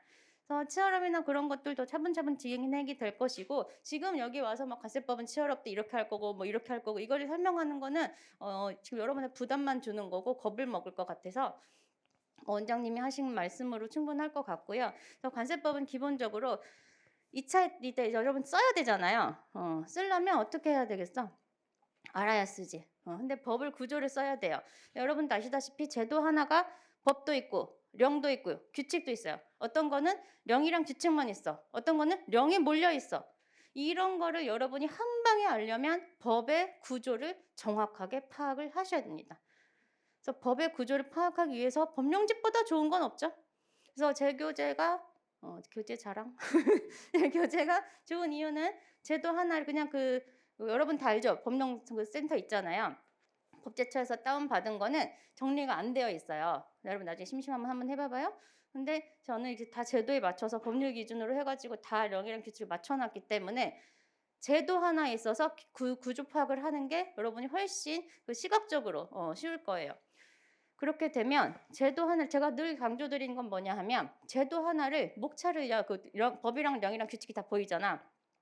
제도 하나를 목차를 1번부터 끝번까지 다 잡으세요. 법이랑 령이랑 규칙까지 그냥 다 외우라는 게 아니에요. 일단 그 제도가 어떤 법의 구조를 갖고 있는지를 파악을 해야 돼. 그래서 가능하면 키워드까지 같이 하면 좋은데 그것까지는 어려울 거예요. 당연히. 그게 어려우면 기본적으로 이 법은 이 법의 요 제도는 법에 이런 게 있고 령에 이런 게 있고 규칙에 이런 게 있구나. 물론 시험장에서 여러분이 그걸 다 쓰지는 않을 겁니다. 그런데 문제에서 뭔가를 물어봤을 때 나는 1번부터 10번까지 정리해놨는데 지금 1번, 6번, 7번만 쓰라는 거네? 하고 그걸 뽑아내서 쓰면 되는 거예요. 점점 어려운 말을 하고 있죠? 그런 식으로 하게 될 거예요. 그래서 법이라는 거를 그 제도를 공부를 하면서 전체적인 구조 파악을 하고 여러분들이 이제 치어럽 가고 이제 문제풀이 치어럽까지 하고 나면 스스로 공부가 좀 됐을 거예요. 그럼 문제풀이에 가서 저는 기출만을 다루는데 기출문제를 다루고 다 그 모범답안을 제가 드리잖아요. 아, 이게 어디서 어떤 법을 따왔구나. 제도에서 이만큼이 내용인데 10점으로 나왔네. 그래서 선생님은 뭘 쳤구나. 이런 식의 그 내용을 한마디로 문제풀이 수업을 따라오려면 문제풀이 수업을 들으려면 장절관조가 머릿속에 있어야 됩니다. 식 0까지는 힘들다 하더라도 가급적 장절관조는 뭐 당연한 거로 생각하시면 돼요. 그래서 그런 식으로 해가지고 법의 구조 파악을 먼저 하셔야 돼요. 기본이랑 심화 때는 구조 파악을 정확하게 하시고 가능하면 기본 이론 때 최대한 제가 키워드를 많이 찝어드릴 테니까 키워드 체크 같은 것까지 하시면 좋고, 또 목차집이 제가 만들어 놓은 게 있어요. 그거가 작년에 이제 12월 크리스마스 때 크리스마스 선물이라고 배포를 했는데 좋아했어요? 그래서 산타 서연 해가지고 인기가 좋았어? 그게 뭐 또 만들면 되는 거니까 그거를 가지고 법령집의 단점이 이제 목차가 없다라는 거잖아요. 그래서 그거를 또 10분 반영을 해서 법에 있는 목차를 다 제가 따가지고 목차를 만들어 놓은 게 있어요. 그래서 그 목차집을 가지고 여러분들이 참고해서 여러분의 책에 단권화를 하셔도 좋고 그런 식으로 안 만든 목차를 만드는 것도 방법이에요. 그래서 목차를 잡아서 그 제도 하나에 목차가 이러한 게 있구나. 절차는 이러한 게 있고 절차가 어떤 건 이런 내용만 있지만 어떤 건 엄청 길고 그렇단 말이에요. 그런 거를 전부 목차로 구조화를 한 다음에 나중에 문제풀이 갔을 때 이만큼이었는데 얘랑 얘만 쓰면 되는 거네. 그러한 작업이 가능하게 되는 거죠. 이해가 갔나? 그래서 법을 잘 쓰려면 법의 구조를 먼저 알아야 됩니다. 여러분 지금은요 처음 설명이기 때문에 이 정도만 알아도 돼요. 나중에 진행하다 보면 제가 자 이제 여러분 키워드를 할 시간입니다. 뭐 이렇게 할 거예요. 그럼 하시면 돼요. 그래서 기본이랑 이론, 기본이랑 심화 때 여러분 가장 중요한 거는 이해를 무조건 하셔야 됩니다. 법이니까 막 외우면 되겠지. 그 500페이지 되는 걸 다 외울 수 있겠어요? 나중에 여러분이 정말 죽어도 이해가 안 돼가지고 그냥 닥치고 외워야 그냥 무조건 조건 없이 외워야 하는 부분이 나와. 이건 정말 이해가 안 돼서 그냥 생으로 외워야 되는 게 나온다고. 근데 처음부터 그런 거만 가지고 있을 거야? 안 되잖아요. 이해가 바탕이 되지 않는 암기는 있을 수 없고요. 암기가 없이는 절대로 쓸 수 없습니다. 거꾸로 보면 쓰기 위해서는 암기가 되어야 되고 암기를 하기 위해선 이해가 반드시 돼야 돼요. 법이니까는 이해하는 게 없지 않을까요? 여러분 1차 해보신 분이면 아시죠? 이해 없이 되는지. 그리고 생으로 2차 지금 혹시 2차를 처음 하시는 분이라면 한번 보면 돼? 그냥 이렇게 한번 겪어보면 훅 알 수 있어요. 그래서 이해가 없이는 절대 되지 않아요. 그래서 기본이랑 심화 때 3달 동안 제가 여러분들한테 부탁을 드리는 거는 반드시 결석하지 마시고 기본 이론, 기본 그 이해, 제도에 대한 이해를 무조건 잘 최대한 하셔야 돼요. 최대한 하시고 뭐 목차 작업까지 힘들다 하더라도 해당 제도가 어떠한 구조를 갖고 있는지 머릿속에 언뜻 알면 돼. 저는 그 수업을 그 샘플 강의 같은 걸 보시면 아시겠지만 형광펜 같은 거로 되게 많이 해요. 필기 같은 게 많기 때문에 여러분들이 확확 좀 눈에 좀 남도록 그러니까 시각적인 자극 외우기 위해선 온갖 자극을 해야 돼. 자꾸 눈으로 보거나 그냥 뭐 중얼중얼 하거나 옆에서 보면 뭐 미쳤다 그러겠지. 뭐 상관하지 마요. 그런 거 상관하지 마. 그런 식으로 온갖 자극을 이용해서 외워야 되기 때문에 최대한 구조를 머릿속에 넣고 그다음에 키워드 체크까지 어렵다 하더라도 이해, 그다음에 장절관조 요 3달 동안 요 2개만 하더라도 여러분들은 아주 성공적으로 수업을 들으신 겁니다. 그러면 치어럽도 잘 따라오실 수 있을 거고 문제풀이 과정이 아주 수월하실 거예요. 이해가 갔나? 그렇게 진행이 될 거예요. 오늘 너무 무섭게 말하지 않았지? 처음인데 겁주면 안 되니까 또 관세법 별론가 보다 이러면 안 되잖아. 그래서 그렇게 진행이 될 거고요. 혹시 관세법 공부하는 거 관련해서 질문이 있어요? ACS 먼저 하는 줄 알았는데 갑자기 제가 나와가지고 부랴부랴 나왔습니다. 네, 안녕하세요. 저는 이학종 관세사입니다. 감사합니다. 저는 31기에 합격을 했고요. 여기 보시면 실무에서 실력을 따진 이학종 관세사다라고 나와 있는데 간략하게 제 소개를 드리자면 여러분들이 1차 공부하셨으니까 뭐 그런 단어들 보셨잖아요. 중복조사 금지의 원칙이라든지 뭐 관세조사 등등등. 실제로 관세청이나 세관에서 세무조사를 합니다. 기업들 대상으로요. 그래서 그 조사를 나가게 되면 당연히 세법 같은 경우는 전문가들의 영역이기 때문에 그리고 전문가들 중에서도 제한된 뉴스에서는 그들만의 리그라는 표현까지 써요. 그래서 그 소수의 사람들이 좀 이렇게 운영이 되는 파트이기 때문에 회사 사람들은 잘 몰라요. 그래서 대리인들을 보통 선임을 하게 되죠. 그래서 대리인이 들어가서 과세 당국에서는 너네가 세금을 조금 냈다라고 하면서 이제 국고를 불리기 위해 그렇게 하면 대리인들은 아닙니다. 우리는 세법 해석 제대로 했고 계산도 제대로 했어요라고 하면서 방어를 해주게 되죠. 그게 이제 관세 조사고 저희가 보통 기업 심사라고 표현을 합니다. 기업 심사 대리인으로 한 5년 정도 했고 향후에는 나아가서 이제 외국계 기업 전문적으로 좀 클라이언트들 대상으로 기업 심사 대리인을 많이 했습니다. 외국계 기업 같은 경우가 이제 하이엔드예요. 관세 평가 쪽에서. 조사를 나가게 되면 뭐 여러 가지 다 조사를 하게 되는데 특히 가장 메인으로 보는 게 당연히 관세 평가입니다. 제가 앞으로 강의를 하게 될. 그래서 조금 더 많은 사례 그리고 예시 과세 당국에서는 이걸 또 어떻게 해석을 하고 있는지 혹은 올 한 해 귀추를 주목하고 있는 판례들이 막 있을 수 있어요. 우리 작년 같은 케이스는 여러분 시험 기출 문제 보셨으니까 아시겠지만 굉장히 단순 서술형으로만 나왔고 사례를 묻는 문제도 조금 쉬웠어요. 우리가 다 익히 알고 있던 것들만 나왔는데 최근 5년 그리고 더 나아가서 10년 정도의 트렌드를 보면 정말 문제도 점점점 길어지고 어려워지고 나아가서는 우리 모두가 필드에 있던 사람들이 귀추를 주목하던 판례 이런 것들까지도 막 내요. 예전에 한번 그 로열티 관련해서 판례를 그대로 숫자까지 그대로 출제를 한 적이 있었는데 그거를 미리 학습하시지 않은 분들이라면 아마 실질과세 원칙 정도까지밖에 못 쓰셨을 거예요. 그렇게 실무적으로 조금 귀추가 주목되는 판례들까지도 시험에 나오고 있는데 그런 부분들을 어차피 제가 하는 분야니까 수업 시간에 좀 많이 설명을 드리면서 진행할 수 있을 것 같은 그런 강점이 있다라고 약간 짬을 내서 재자랑을 한번 해봤습니다. 네, 아이고. 일단 제가 말씀드릴 부분은 크게 두 파트인데 이걸 나눠서 말씀드리기보다는 한 번에 버무려서 말씀드릴게요. 관세 평가를 어떻게 공부하셔야 되는지 그리고 나아가서 저 앞에 지금 이 자리에 서 있는 이학종이는 어떻게 강의를 진행할 예정인지 말씀을 드려보겠습니다. 자, 우선 관세 평가 같은 경우가 조금 타 과목에 비해서 특성이 있어요. 문제를 보시면 뭐 법이나 HX 이런 것들은 대부분 상술하라, 서술하라, 설명하라. 하지만 평가는 판단해라, 검토해라, 계산해라 이런 문제들이 많이 나오게 돼요.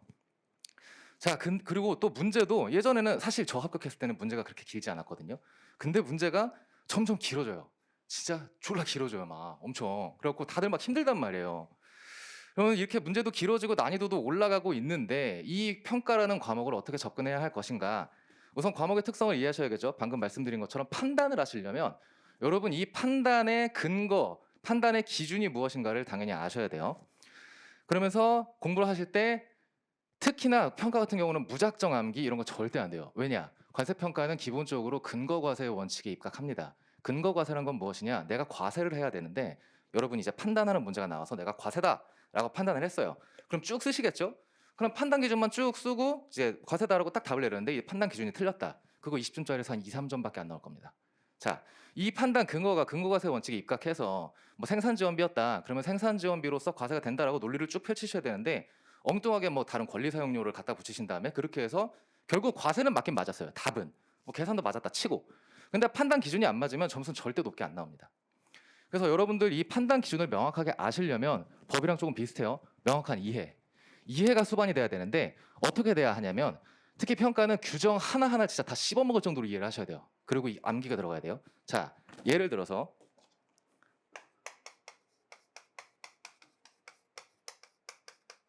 이런 단어가 있다고 치겠습니다. 지칭하는 사람이 2명일 수도 있고 1명일 수도 있어요. 그렇죠?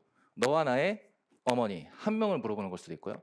너, 나의 어머니 이렇게 물어보는 걸 수도 있어요. 자, 그럼 여러분들이 규정을 그냥 단순히 암기만 해버리고 저렇게 이거를 사례에 적용하시면 헷갈리시거나 아니면 최악은 틀린 판단을 하실 수가 있게 됐다는 거겠죠. 그러면 우리가 이거를 명확하게 다 이렇게 이해를 하려면 모든 조항이 어떤 사례 혹은 어떤 케이스를 대상에 두고 어떤 사실관계를 염두에 두고 만들어져 있는 조항인지 다 아셔야 된다는 거예요. 근데 이거를 혼자서 하시긴 당연히 어려우실 거니까 제가 수업 때 웬만하면 모든 조항 하나하나에 예시를 들어가면서 설명을 드릴 거예요. 다행히 또 제가 대리인 생활을 오래 했기 때문에 여러 가지 사례들을 알고 있을 거니까 그리고 진도가 조금 늦어진다 할지라도 제가 보강을 하는 한이 있더라도 그렇게 해야겠다라고 올해 크게 깨달았는데 제가 1월에 모의고사 때 첫 문제를 특수관계자 간 과세가격 결정 방법에 대해서 냈어요. 그리고 정답은 이제 거래 상황 검토를 통해서 쭉쭉쭉 나가는 거였는데 70% 이상이 다 틀리시더라고요. 왜냐하면 그게 특관자 가격 적정성을 검토하는 게 이제 규정들이 쭉쭉쭉 나와 있는데 결국엔 법령 규칙 고시에 있는 거 하나도 못 쓰고 WCO에서 제공하는 뭐 예해라든지 이런 걸 통해서 접근하는 거였단 말이에요. 그리고 심지어 기출 문제랑 유사했고 그걸 제가 조금 변형했는데 대부분이 고시에 있는 규정을 다 판단 근거로 집어넣으시면서 답을 풀었어요. 근데 답은 맞았어요. 근데 근거 규정이 틀려서 대부분 높은 점수를 못 받으셨습니다. 그때 깜짝 놀란 게 아니 이 규정은 전혀 적용할 수가 없는데 왜 이렇게 많이들 쓰셨지? 라고 해서 제가 학원에서 물어봤어요. 수험생 몇 분한테. 그랬더니 아 이게 좀 작년에는 단순 서술로만 나온 것도 있었고 사실 그 규정에 이 100% 이해가 안 되기 때문에 그냥 외웠는데 그거랑 맞는 것 같아서 썼습니다라는 수험생들이 좀 있으시더라고요. 그래서 그때 좀 충격을 받았습니다. 그래서 웬만해서는 조항 하나하나에 다 예시나 거래 관계, 구조도 이런 것들을 설명드리면서 수업을 진행해야겠다라고 제가 생각이 들어서 올해는 특히나 그렇게 진행을 할 거고요. 그리고 평가를 공부하실 때는 여러분 관세법이랑도 조금 비슷하긴 한데 이게 굉장히 중요해요. 자, 목차죠, 목차 사실. 자, 예를 들어서 뭐 처분 사용에 제한이 있는 경우다라고 한다면 뭐 이런 식으로 나와요. 이거 우리가 왜 검토해야 하는지, 거래 가격에 영향을 미치는 처분 사용 상의 제한, 미치지 아니하는 거, 전제 조건, 그리고 수출 판매 뭐 어떤 과세 가격 결정 원칙과의 관계 이런 것들 컨텐츠들이 다 있어요.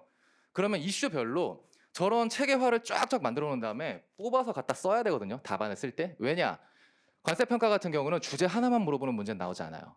자, 그러면 뭐 어떻게 문제가 나오는지는 모르겠지만 교수님이 진짜 만에 하나 갑자기 이거 하나를 20점짜리로 툭 내버렸다. 그럼 다 갖다 써야죠. 자, 근데 그럴 가능성 거의 없어요. 자, 이거랑 같이 뭐 조건 또는 사정이랑 아니면 뭐 로열티랑 묶어서 냈어요. 그럼 20점짜리 답안에 이거 다 쓸 수는 없잖아요. 그러면 또 문제도 뭘 묻는 걸지도 모르고 여기를 묻는 문제일 수도 있고 여기를 묻는 문제일 수도 있어요. 그러면 난 일단 이거 제끼고 이거 갖다 뽑은 다음에 문제를 봤더니 요거도 살짝 써줘야겠네. 여기도 목차 한 2개 달려 있거든요. 요거 갖다 쓰고 마무리 심하게 쳐야겠다. 그리고 다음 이슈 넘어가야지. 또 다음 이슈는 딱 봤더니 다른 주제예요. 그럼 주제에서 내 머릿속에 여기와 관련된 컨텐츠 내용들은 체계화가 쫙 되어 있는 다음에 여기서 또 뽑아먹기. 이런 목차 뽑아먹기가 되어야 하는 게 관세평가입니다. 왜냐? 관세평가는 판단 기준도 써야 되죠. 내가 이렇게 왜 판단했는지 나의 의견도 써야 되죠. 계산도 들어가야 돼요. 그렇기 때문에 단순히 쭉 상수라는 과목과는 조금 차이를 두시고 접근하셔야 된다라는 공부 방법을 한 가지 말씀드릴 거고요. 이런 부분들 처음에 내가 어떻게 세팅을 하고 왁구를 잡고 이거를 쭉쭉쭉 1년 동안 끌고 나갈 것인가에 대해서 4월, 5월, 6월에 최대한 말씀을 드릴 겁니다. 그리고 저는 6월이란다. 죄송해요. 기본 다 끝내고 심화라고 이렇게 진행을 하는 것보다는 이런 식으로 조금 이원화시킬 거예요. 기본 이론을 하고 심화 이론들이 좀 있긴 있는데 요거는 한번 쭉 진행한 다음에 같이 가도 되겠다. 기본 순서랑. 그렇게 되는 것들만. 왜냐하면 심화도 난이도가 좀 차이가 있거든요. 그래서 그런 부분들은 기본 코스 때 쭉 한 다음에 그 다음에 이제 남아있는 심화들을 마지막에 뭐 한 3주 정도가 됐든 그때 나머지 심화들을 쭉 진행을 하는 것으로 갈 겁니다. 왜냐하면 처음부터 기본 심화를 묶어가지고 쭉 나가면 나 저거 이해도 안 되는데 왜냐면 우리 심화 때 평가는 판례도 많이 보거든요. 판례는 안 그래도 또 단어도 어려워요. 근데 이해 하나도 안 됐는데 갑자기 판례를 보는데 더 이해가 안 돼요. 그럼 이제 멘탈이 바사삭 부서지면서 갑자기 포기 이렇게 될 수도 있단 말이에요. 그래서 그거를 좀 방지하고자 이렇게 조금 나눠서 심화를 한 번에 다 하지는 않고 나눠서 그 이후에 진행하는 심화 파트까지도 진행이 될 것이다 라고 말씀을 드리겠습니다. 네, 제가 말씀드릴 부분은 이 정도까지 지금은 큰 그림들만 말씀을 드렸어요. 그래서 제 수업 만약에 기본 강의가 시작이 되게 되면 아마 첫 시간은 오리엔테이션 정도로 진행이 될 거고 그때 조금 더 디테일하게 어떻게 공부를 하셔야 된다, 어떻게 암기를 하셔야 된다 그런 부분들은 상세하게 말씀을 드릴 수 있도록 하겠습니다. 네, 저는 여기까지고요. 다음은 황성택 관세사님 이어서 설명을 해주시겠습니다. 저 관세평가 맡고 있는 황성택이라고 하고요. 옵저뱅크 평가 저희 2명 왔는데 원래 저희 다 2분씩 계신데 저희 좀 한가해서 온 건 아니고 더 중요한 과목이기 때문에 여러분께 오늘 인사드리러 왔습니다. 앞에서 이학종 강의사님께서 평가 관련된 내용을 많이 설명해 주셔서 저는 좀 어떤 걸 말씀을 드릴까 하다가 좀 오늘 시험과 관련된 그냥 우리 시험과 관련돼서 어떻게 준비해야 되는지에 대한 내용을 좀 설명드리려고 하거든요. 저는 지금 앞서 나온 관사님들이랑 이제 뒤에 나오실 관사님보다 후배예요. 33기고 이제 6년째 됐고 그리고 6년째 됐고 아까 그 원장님께서 보여주셨던 그 표에서 보면은 시험 그 경쟁률이 높았던 그 16년도 그 세 번째로 높았던 그 시기에서 1등을 했었거든요. 박수 한번. 네. 그 당시에 제가 평균이 동기 중에 제일 높았고 그리고 가장 높았던 게 관세평가예요. 저 관세평가 76점 받았었는데 그래서 제가 그럼 어떻게 공부를 하면 좋겠나라는 거에 대해서 좀 설명을 드리고자 하면은 일단 우리가 잠시만요. 제가 좀 이번에 준비를 안 하는데 이번에 좀 써봤어요. 보통 제가 지금 5년째 지금 제가 이거 5번째 기본 이론 개강을 하고 있는데 저 항상 7월이나 이때 개강을 했었거든요. 근데 작년에 이 학원으로 옮기면서 이제 작년엔 9월에 개강을 했고 지금 이렇게 4월에 개강 1차 끝나고 바로 개강하는 거는 처음인데 항상 제 기본 이론 때 오시는 분들을 보면은 다른 데서 기본 이론을 2달을 배우고 나서 오시는 분들이 거의 태반이었어요. 아니면 그냥 생짜로 하시는 분도 있긴 한데 좀 이미 좀 시간이 지났기 때문에 뭐 본인 말로는 내년 동차를 노린다라고 하시는데 많은 분들이 다음 1차 끝나고 잘 없어지시더라고요. 근데 그래서 지금같이 이렇게 1차 끝나고 처음으로 만나는 경우가 지금 저 같은 경우 처음이고 너무 좋아요. 왜냐면은 항상 수업하면서 되게 느꼈던 게 이 1차 끝나고 처음 이 2, 3개월이 되게 중요한 시기거든요. 중요한 시기인데 왜 중요하냐면은 남들보다 더 빨리 시작할 수 있는 시기인데 그렇다고 빨리 시작한다고 하기엔 모두 다 이때 시작을 하는 거죠. 그럼 어떻게 시작을 해야 되는지가 되게 중요하거든요. 그럼 공부 방법이랑 어떤 것을 공부할 건가 그리고 어떻게 계획을 짤 건가라는 게 사실 저는 되게 중요하다고 생각해요. 이거를 처음에 잘 세팅을 못하면은 2, 3개월 뭐 시간 낭비하는 걸 떠나서 삽질을 한다고 저는 표현을 하는데 뭐 보통 이제 모의고사 시즌 시작하거나 뭐 이렇게 되면은 막 되게 고민 상담을 많이 해요. 뭔가 지금 이게 회독이 안 된다라고 하면 전 들으면서 이제 많이 고민을 하죠. 저도 힘드시겠구나라고 생각하는데 결국에 그렇게 되는 이유는 지금부터 모의고사 시즌까지의 공부가 안 됐기 때문에 그런 거거든요. 그러니까 내년 1월이 거의 시험이라고 생각하시면서 준비를 하셔야 돼요. 지금 보통 뭐 많은 분들이 이거 하고 좀 이따 정리해야지, 이거 하고 좀 이따 정리해야지 뭐 이런 식으로 하면은 모의고사 시작하면은 모의고사 시작했으니까 이제 좀 이따 정리해야지 하면은 시험 보고 나서 내년 위해서 다시 정리를 해야지 뭐 이런 식으로 될 수도 있거든요. 그렇기 때문에 좀 지금부터 좀 잘 해야 되는 거고 제가 생각했을 때는 가장 중요한 거는 공부를 할 때 어떻게 복습을 하는지 그 방법을 아는 게 가장 중요하고 그리고 복습할 때 어떻게 자기가 복습할 건지 계획 수립하고 어떤 식으로 실행을 할 건지를 세팅을 하는 게 가장 중요해요. 그거를 잘 세팅을 해놔야지 시행착오를 최소화할 수 있는 거거든요.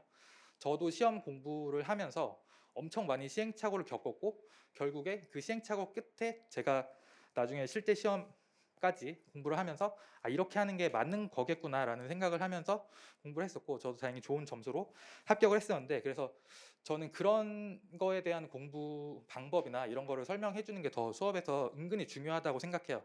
내용이나 이런 거는 솔직히 여러분 다 똑똑하잖아요. 똑똑하니까 그냥 법 가서 보고 규정 가서 보고 이해하면 돼요.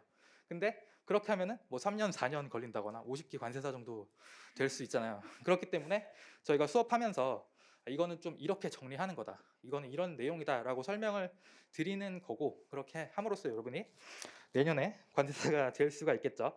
그리고 그걸 이제 반복하고 하는 거는 사실 계획적으로 해야 되고 습관적으로 해야 되는데 그거에 힘들어요. 지치고 하기 싫고 벚꽃 피러 가면 벚꽃 피면 벚꽃 보러 가야 되고 벚꽃 지면 또 벚꽃 보러 가야 되고 뭐 별거 다 보죠. 그리고 추석이면 또 명절에 또 집에 갔다 오면 또 마음이 들뜨고 막 눈 뜨면 눈 오면 또 눈 보러 가야 된다. 뭐 아무튼 여러분 방해하는 게 되게 많을 텐데 그런 과정에서 그 반복할 수 있게 하는 힘은 사실 마인드 세팅이거든요. 자기가 어떻게 왜 지금 이 공부를 하는지 그런 거에 대해서 다시 한번 왜 공부하고 내가 왜 합격하고 싶은지 이런 거를 좀 절실하게 좀 생각하면서 공부를 해야 된다고 생각해요. 그래서 저도 공부할 때 정말 절실하게 공부를 했었거든요. 누구보다 열심히 했었고 저 딱 2년 정도 공부했었는데 그 2년 동안 살면서 지금 생각해보면 합격했으니까 되게 좋은 추억이거든요. 그의 우리는 이런 것처럼 좋은 추억이에요. 좋은 추억이에요. 그 당시. 근데 제가 떨어졌으면은 그때 생각하면서 괜히 그거 시작해갖고 인생 좋아졌다 막 이렇게 생각할 수도 있잖아요. 근데 저는 합격을 했기 때문에 그 시절이 저는 되게 저한테 좋은 추억으로 남아있거든요.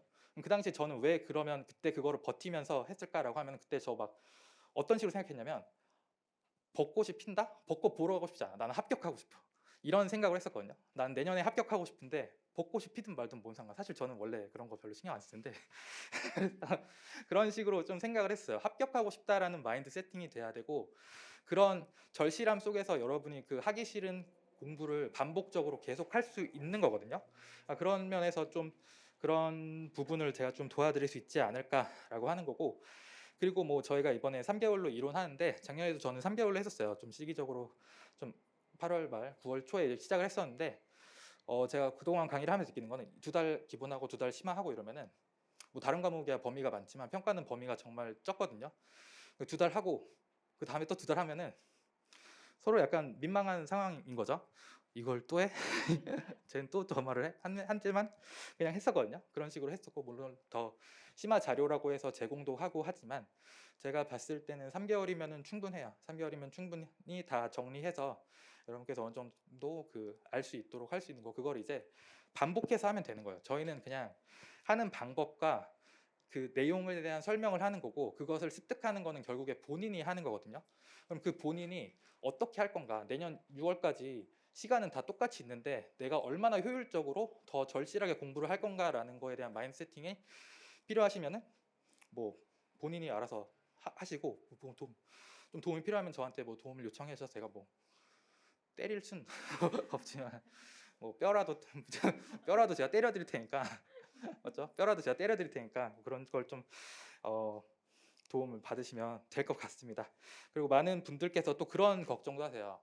나는 전공자도 아니고 그리고 뭐 여기 대부분 이제 공부 처음 시작하시는 분이니까 난 노베이스인데 뭐 어떻게 해야 되냐, 다른 사람 옆에 있는 사람 나보다 좀 더 아는 것 같은데 어떻게 해야 되냐라고 생각하실 텐데, 전혀 걱정하지 마시고요. 저도 비전공자고 저도 딱 2년 만에 붙었거든요. 그러니까 제가 항상 강조하는 게 뭐냐면, 뭐 많은 분들께 제가 상담하면서 맨날 말하는 게 뭐냐면, 관세사 시험이 절대 어려운 시험이 아니에요.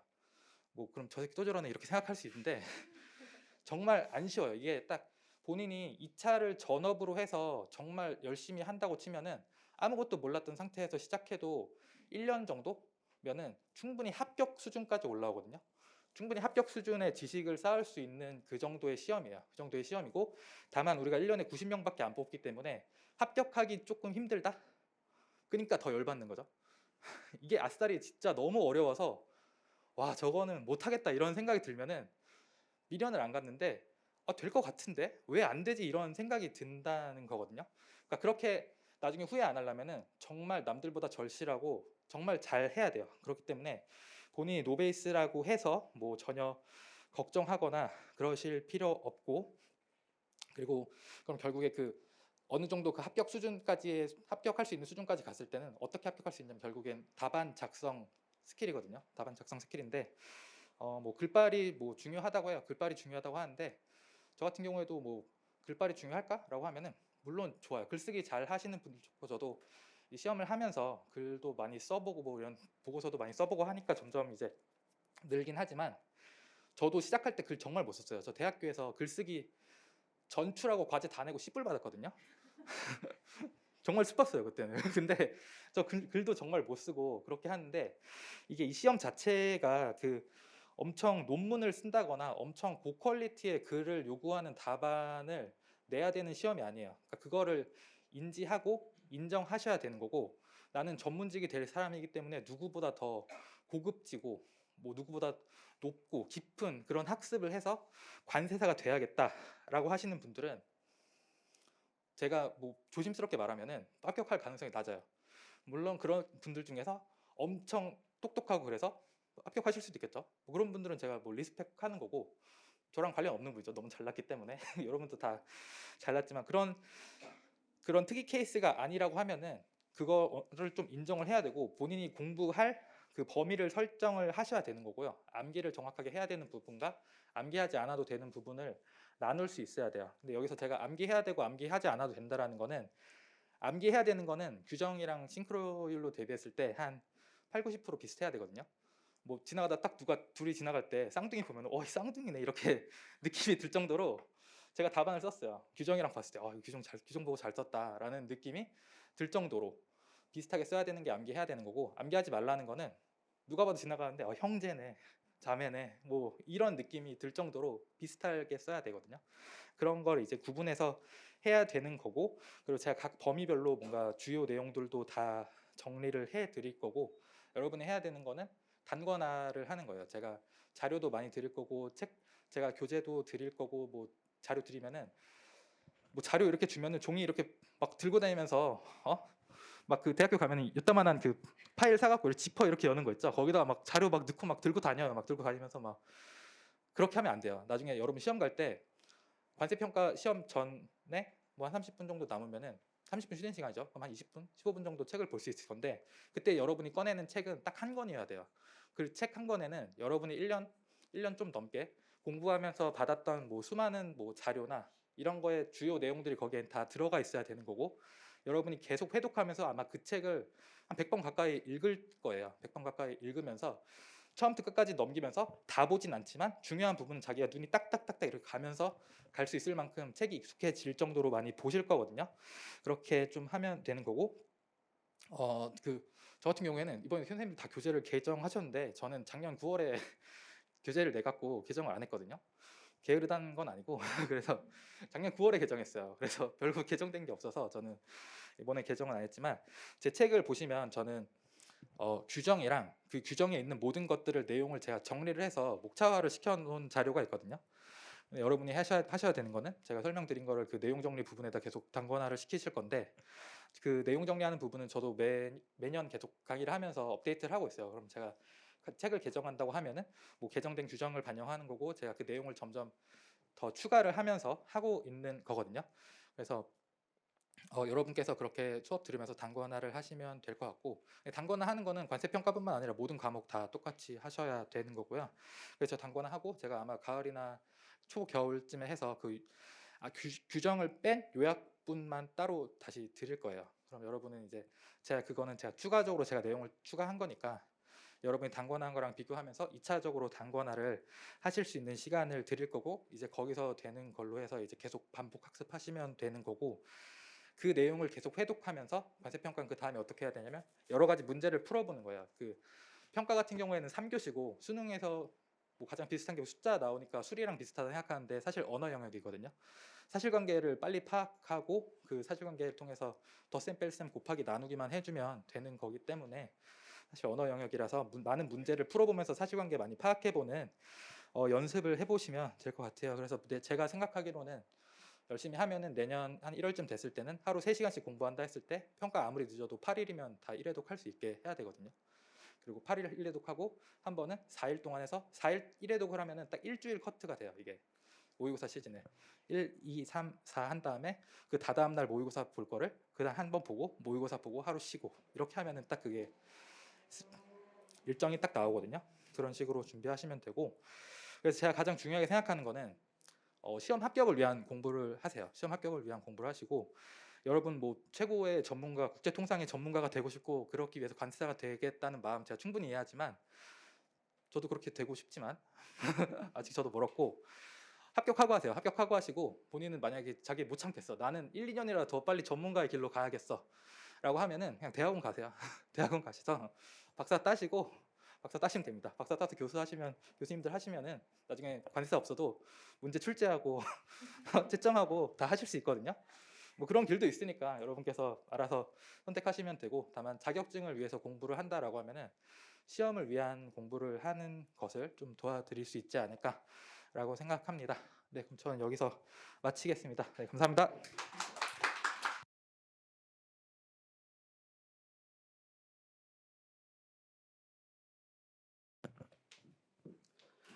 네, 안녕하세요.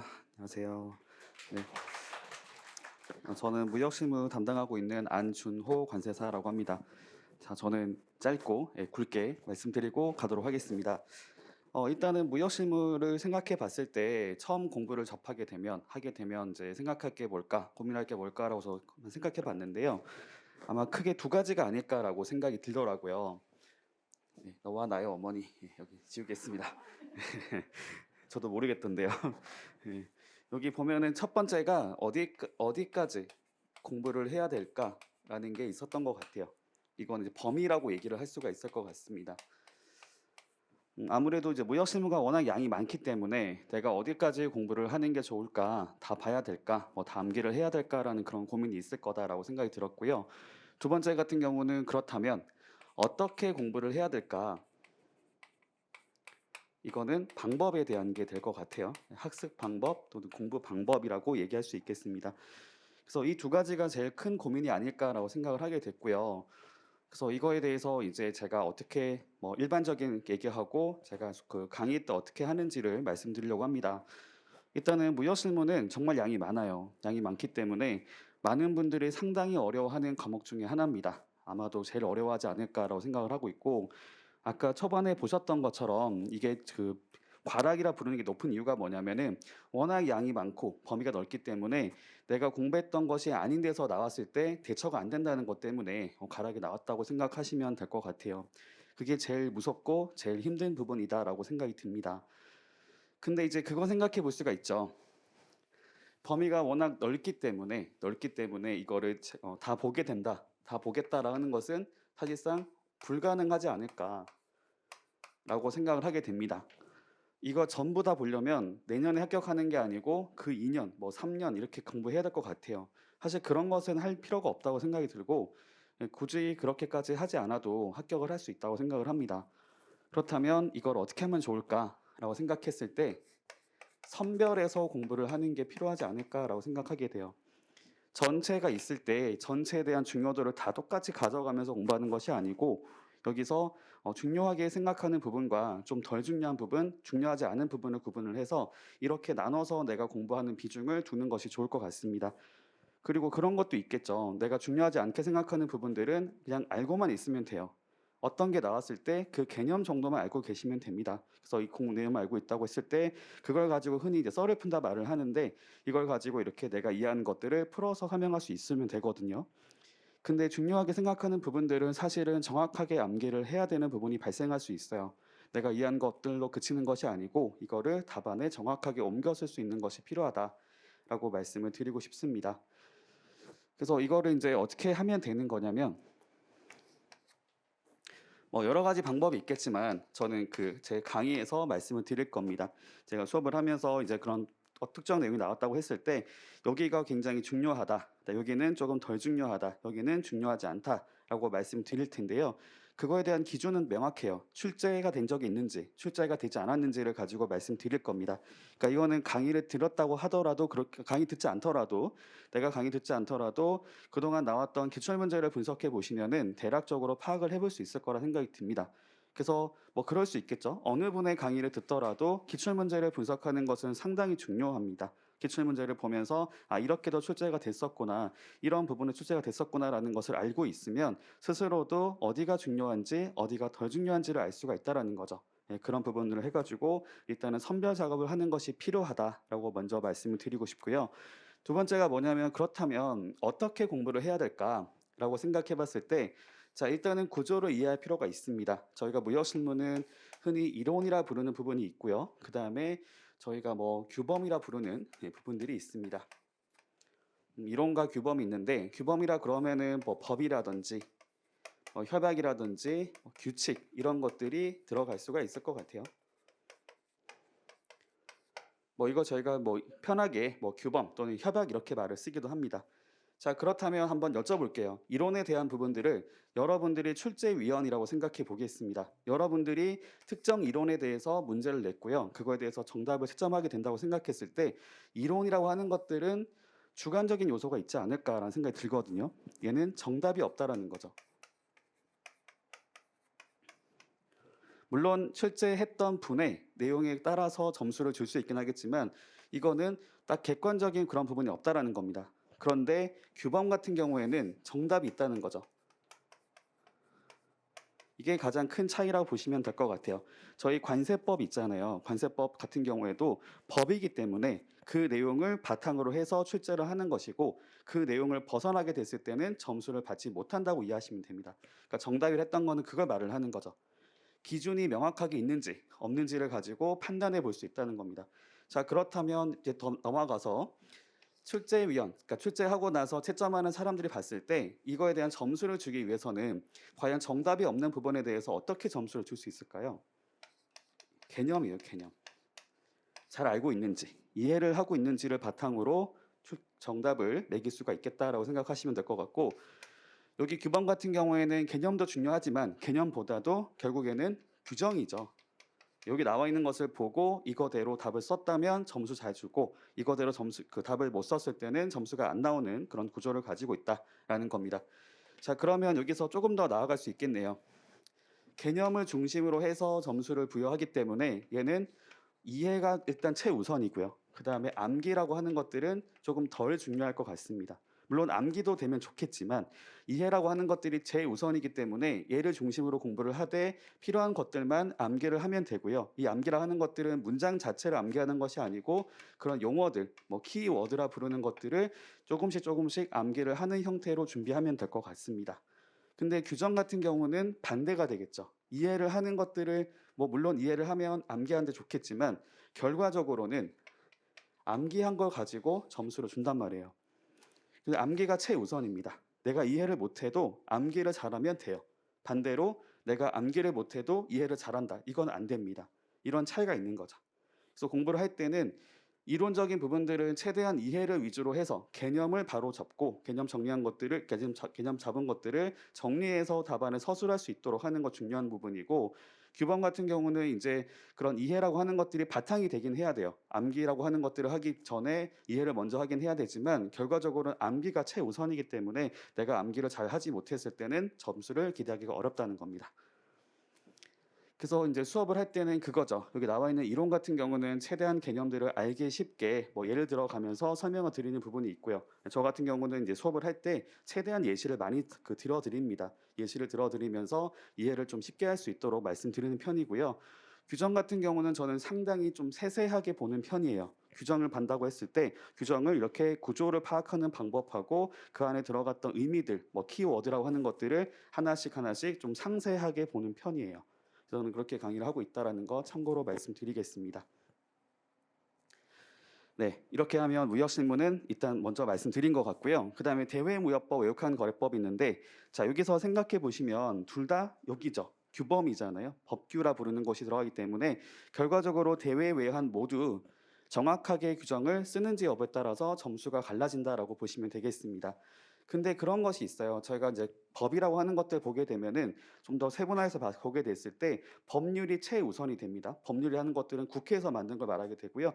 법률을 바탕으로 해가지고 이렇게 위임을 하는 것들이 있어요. 그래서 시행령이라고 하는 것도 있고 그 밑에 가서는 시행규칙 또는 고시라고 하는 것들이 있는데 저희 대외랑 외환 같은 경우는 법률, 시행령, 그다음 규정 이렇게 들어가 있습니다. 저희 출제됐던 문제를 보시면은 규정에서 출제된 적이 거의 없었어요. 최근 10년 동안에 나왔던 걸 제가 분석해봤는데요.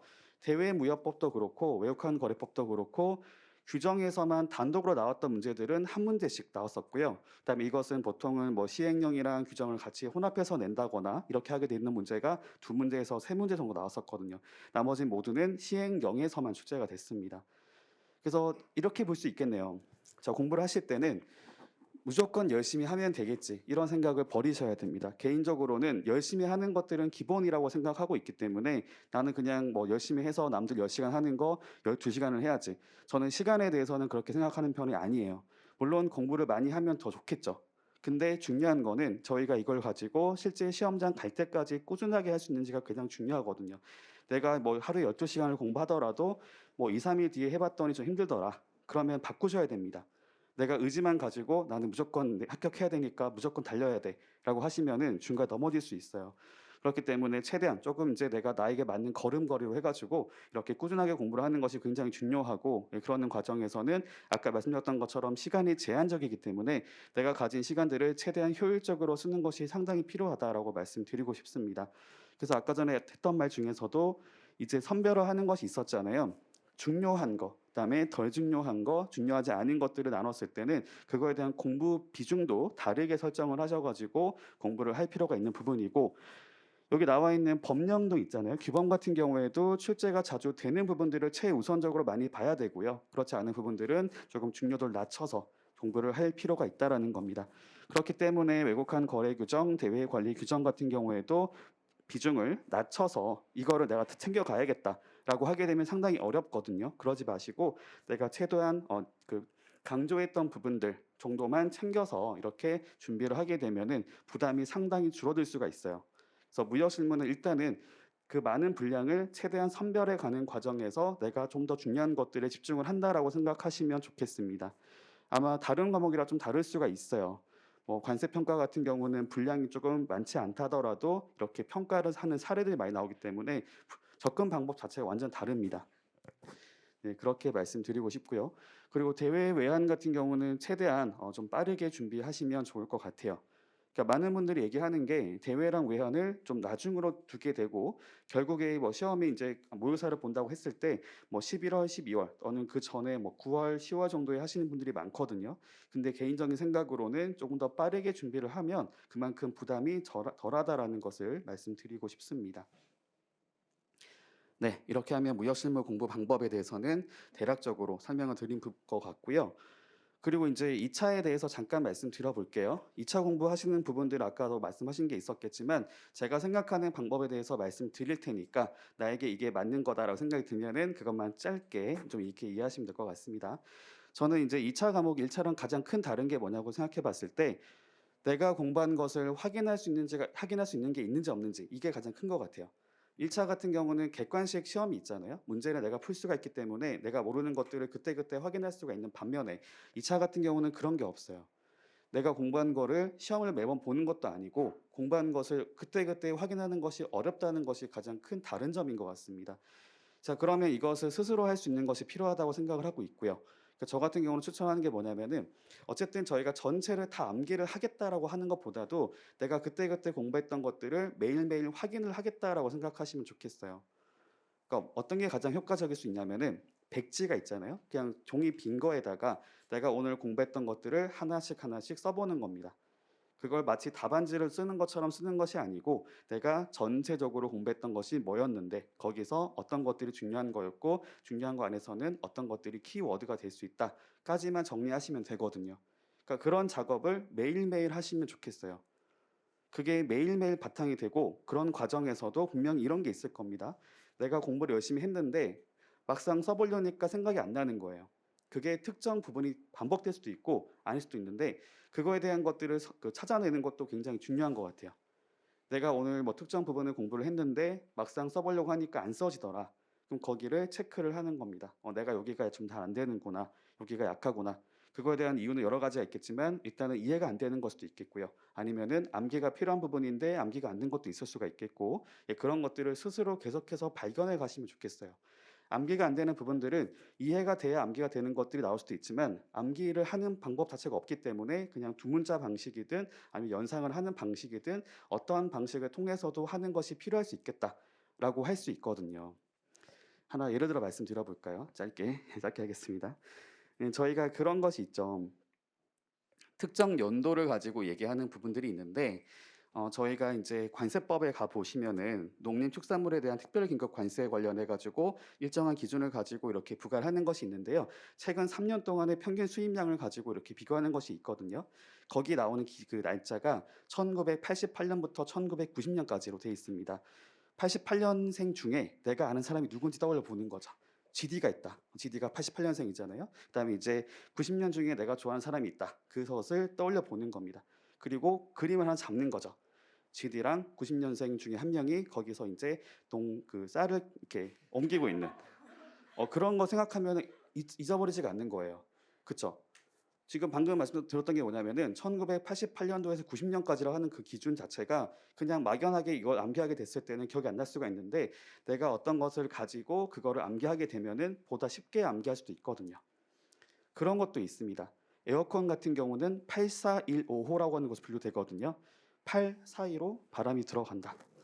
그럼 기억이 나죠? 8415. 그렇게 할 수 있거든요. 그러니까 이런 식으로 이제 암기를 하는 것들을 스스로 만들어 가는 겁니다.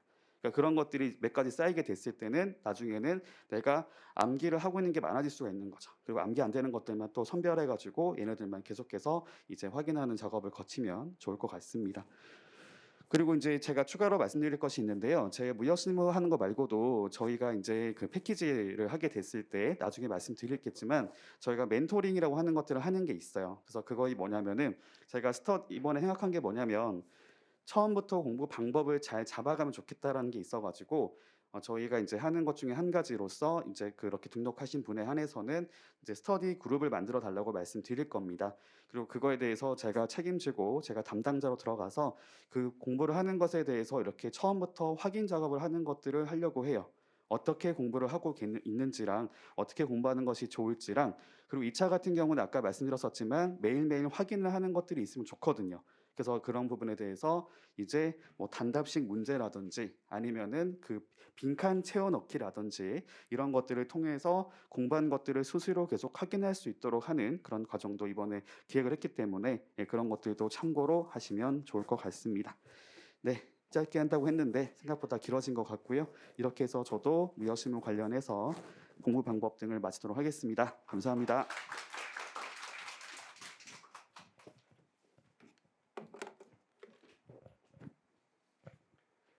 시간이 길어져서 관세율표는 선생님이 이제 요즘에 그 유행하는 거 있잖아요. 그거는 내가 참석을 못 하셨어요. 그래서 그 촬영해가지고 유튜브를 이렇게 올려놓고 이제 제가 그 틀어드리려고 그랬는데 시간이 좀 길어진 것 같아가지고 유튜브 올려놨으니까 관세율표 꼭 들으세요. 신홍건 선생님 계셨으면은 저희 1시간은 더 해야 될 거예요. 안 오신 게 우리한테는 더 좋은 것일 수도 있어요. 그래서 유튜브는 앞에 대중이 없어서 그런지 10분만 하셨더라고요. 그래서 유튜브에 올려놨으니까 그거 보시고 이렇게 하시면 될 것 같아요.